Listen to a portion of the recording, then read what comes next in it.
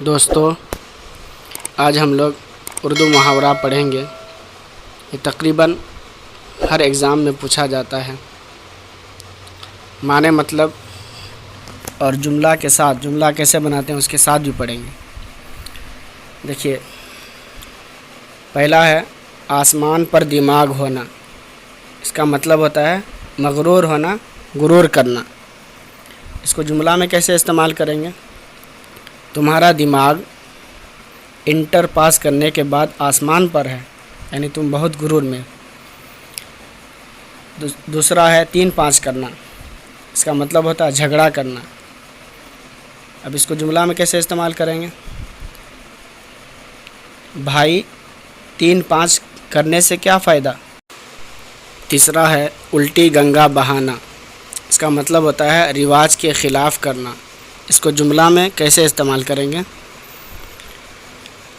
تم بھی تو الٹی گنگا بہاتے ہو، اس طرح جملہ میں استعمال کریں گے۔ چوتھا ہے پٹی پڑھانا۔ اس کا مطلب ہوتا ہے غلط مشورہ دینا۔ اس کو جملہ میں کیسے استعمال کریں گے؟ ارے بھائی، کیوں اس کو پٹی پڑھا رہے ہو؟ وہ بیچارہ تباہ و برباد ہو جائے گا۔ پانچواں ہے بغلیں جھانکنا۔ اس کا مطلب ہوتا ہے شرمندہ ہونا۔ اس کو جملہ میں کیسے استعمال کریں گے؟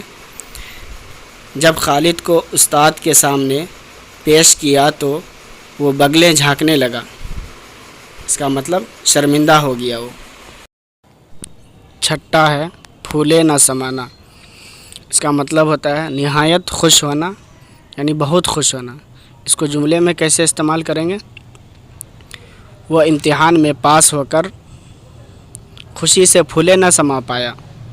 ساتواں ہے منہ لگنا۔ اس کا مطلب ہوتا ہے تکرار کرنا۔ اس کو جملے میں کیسے استعمال کریں گے؟ بدتمیز لوگوں سے منہ نہیں لگنا چاہیے۔ آٹھواں ہے پاش ہونا۔ اس کا مطلب ہے ٹکڑے ٹکڑے ہونا۔ اس کو جملے میں کیسے استعمال کریں گے؟ کشتی چٹان سے ٹکرا کر ٹکڑے ٹکڑے ہو گئی۔ نواں ہے خون سفید ہونا۔ اس کا مطلب ہوتا ہے ہمدردی نہ کرنا۔ اس کو جملے میں کیسے استعمال کریں گے؟ آج کل کے لوگوں کے اندر خون سفید ہوتا جا رہا ہے۔ 10واں ہے دل بھر آنا۔ اس کا مطلب ہے غمگین ہونا۔ اس کو جملے میں کیسے استعمال کریں گے؟ بچپن کو یاد کر کے میرا دل بھر آیا۔